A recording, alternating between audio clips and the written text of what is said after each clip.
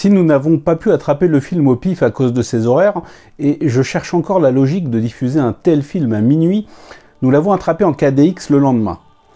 7 ans après le fabuleux Shin Godzilla de Hideaki Anno et Shinji Higuchi, la créature légendaire fait son retour dans un film prenant place à la fin de la Seconde Guerre mondiale. On y suit un pilote kamikaze ayant renoncé à sa mission, qui est confronté à une créature mystérieuse et destructrice, alors que le Japon d'après-guerre tente de se reconstruire. Et quel film, mes amis, quel film! Bon alors déjà, je précise que je l'ai vu en 4DX, c'était un peu la seule séance qui était disponible à des horaires décents. C'était la première fois que je testais, et bon, c'est un peu particulier quand même, mais ça n'a pas du tout gâché mon visionnage, puisque ce film est extraordinaire. Il est à la fois spectaculaire, à la fois il a un côté très horrifique, très violent, très âpre, notamment dans les scènes d'attaque de Godzilla qui sont parmi les plus impressionnantes que j'ai vues, qui sont parfois filmées à hauteur d'homme. C'est-à-dire qu'on va par exemple suivre des personnages sur un toit avec Godzilla qui est juste en face d'eux, et on sent vraiment toute la puissance et la grandeur de la créature.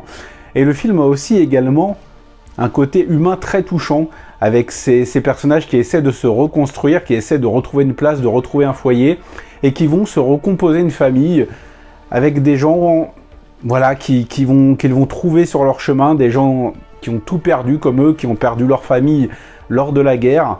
Et le film a un très beau message, un très beau message d'espoir, un très beau message humaniste, mais surtout une volonté de vivre qui est vraiment qui écrase en fait tout le film, et qui est le message principal, cette volonté de vivre et de ne plus suivre les ordres aveugles d'un gouvernement totalement déconnecté de son peuple.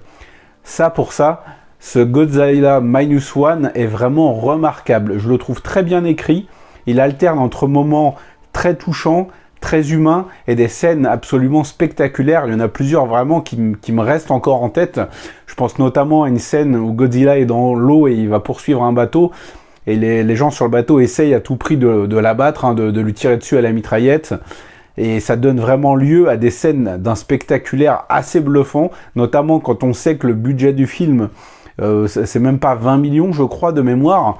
Et quand je vois ce que le réalisateur arrive à faire avec 20 millions, c'est une leçon pour énormément. Je vais pas citer les films, hein, mais voilà, quand on voit des énormes blockbusters à 200-300 patates qui torchent des fonds verts absolument infâmes et des SFX ignobles, voilà, vous avez une leçon de cinéma.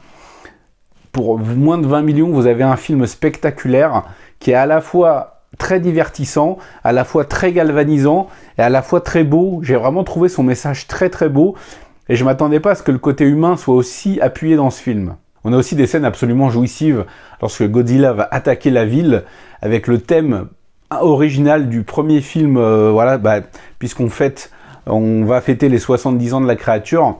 Voilà, le thème original de Godzilla est repris, et ça se marie absolument bien avec ces images absolument incroyables de Godzilla qui défonce entièrement une ville.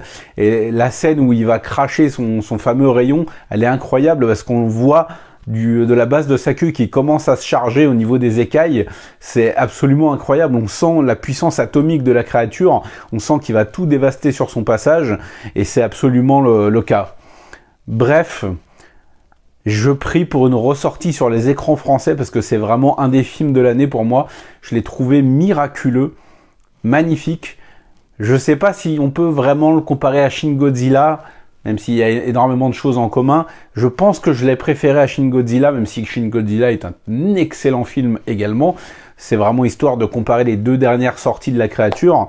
Mais tout ça, bien évidemment, ça va totalement être éclipsé par Godzilla versus Kong 2, qui va, je n'en doute pas une seconde, mettre un pâté monumental à Godzilla Minus One. Bien évidemment, c'est du second degré, hein, on est d'accord. Si jamais il ressort en salle, franchement, c'est absolument un film à voir. Il est titanesque, il est humain, il est beau, il est terrifiant dans les attaques de Godzilla. Il est rempli d'espoir, rempli de vie, rempli d'amour. C'est un film absolument magnifique.